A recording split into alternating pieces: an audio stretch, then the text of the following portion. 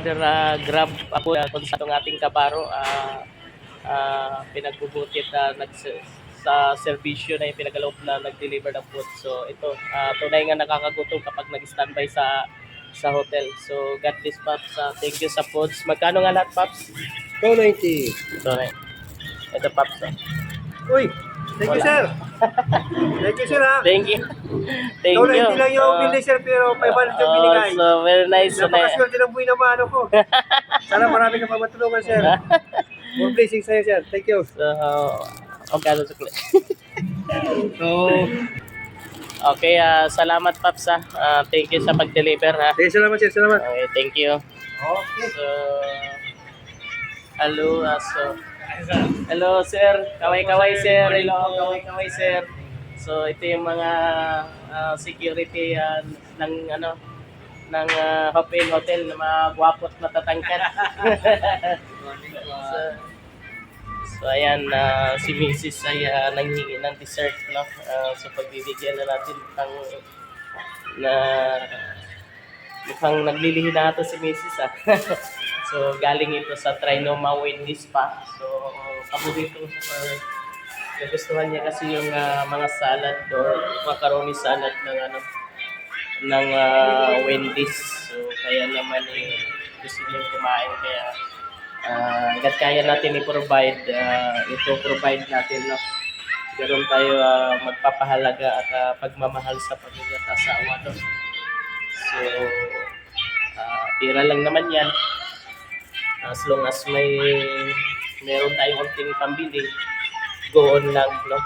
Huwag natin tipirin yung ating pamilya kasi kapag tayo naman ay wala na sa mundo, so lahat yan ay alaala na lang, no? So mangyaring hanggat buhay tayo, yung nice nating kainin ay kainin na natin. Bibili ka na! Sapagkat may silang naman ang buhay natin, no? So nasa edad pa lang tayo ng 38 years old, no? Pero kailangan natin na maging masaya, no? So kasama yung ating pamilya sapagkat yan, maiksi lang yung buhay natin, no? Sana kalupang tayo ni God ng mahabang buhay para tuloy-tuloy pa rin tayo sa masarap na buhay dito sa mundo.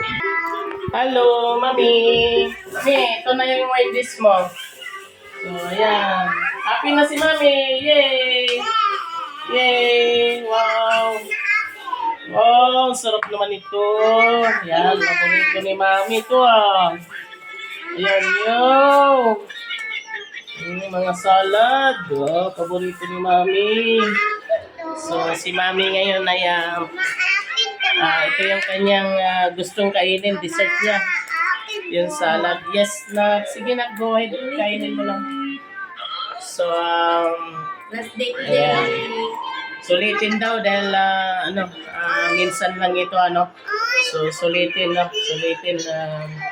Kaya naman request ni Mrs. itong Wendy's salad. So bigay natin, baka makunan si Mrs. Oh, sarap. Baka makunan si Mrs. Nagdadalang tao na ata si Mrs.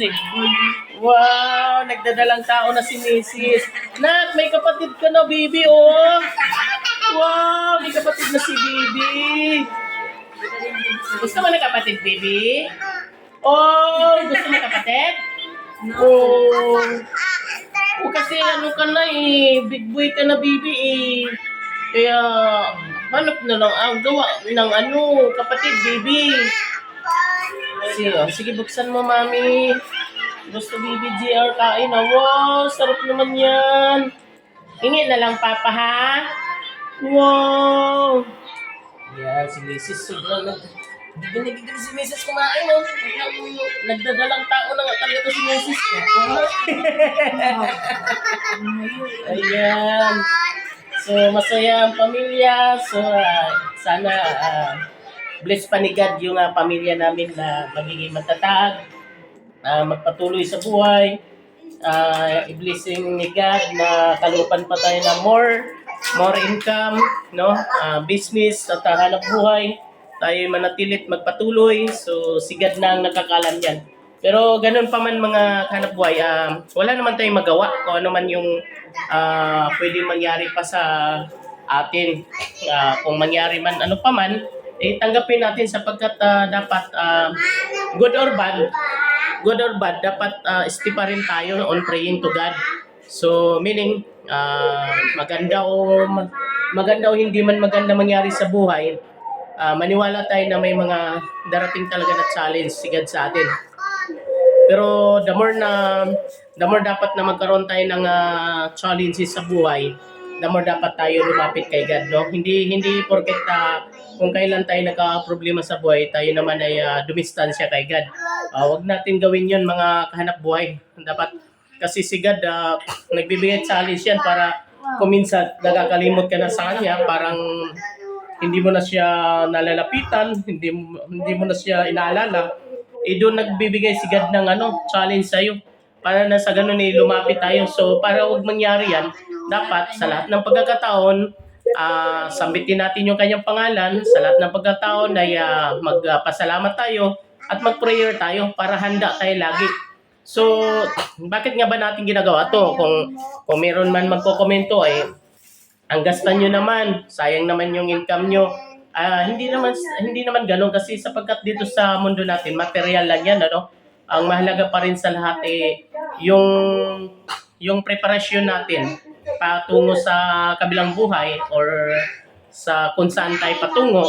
Sigad na nakakalam, no? As long ang paniniwala natin na habang dito tayo nabubuhay, kung anong meron tayo sa mundo natin, samantalahin na natin. At the same time, huwag naman din natin kalimutan si God.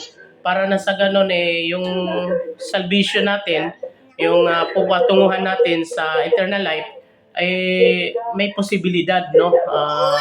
Pwede tayong, meron tayong possibility na mapapasalangit tayo kung gumawa tayo ng mabuti, no? Kasi aanhin mo naman, sakali naman kung kumita ka, tapos hindi mo siya gastusin kasi sabi natin, sayang yung kinikita mo, magasta ka. Ganun din naman, hindi natin alam ang mangyari. Ipunin mo nga, pero nagkasakit ka naman. So, dun lang din naubos. O kaya naman, itago mo man yung pera, pero namatay naman, paano mo? Saan yung pera mo ngayon? Although, maiwan mo man, may pamana mo man, pero ganun pa man, hindi mo na-enjoy ang buhay sa mundo. So, ang kailangan lang, mag-enjoy ka with, sa kaluban pa rin ni God. Hindi yung nag-enjoy ka, nag-enjoy lang na lumalayo ka sa kay God. So meaning, kung kumita ka, huwag mo gastusin sa anumang bisyo, ang gagamitin mo to sa tamang paraan. So ayan, pagkain, kaligayahan, kasiyahan ng iyong pamilya, kaloob ni God yun. Kasi kung kumita ka nga, tapos pinangsusugan mo, pinangbibisyo mo sa anumang bisyo, hindi, malayo kay God yun. Maring kuhanin ni God or ni Lord yung kaloob sa iyo ng mga blessings. Kaya nga, maraming negosyante na kapag pumasok sa bisyo, hindi napuputol, nawawala, or naglaho na lang. Sapagkat hindi nagamit ng tama yung pinagkaloob ni God na blessing. Pero kung gamitin ng tama, kahit sabihin man natin na magasta tayo sa ganitong paraan, pero nakikita ni God yan na nasa tamang kinalalagyan, sa tamang gamit. Na meaning, para sa pamilya, so masaya ang pamilya, so ikinakatuwa ni God yon. Hindi yun parang kasiyahan ng pamilya, yun din, kasiyahan ni God yun. Kasi sabi nga, mahalin mo yung kapwa mo sapagkat magkapatid tayo, kumbaga tayo'y likha ni God. So kung ano yung ginawa sa kapwa mo, parang ginawa mo na rin doon kay God. So maraming salamat. God bless all. Thank you.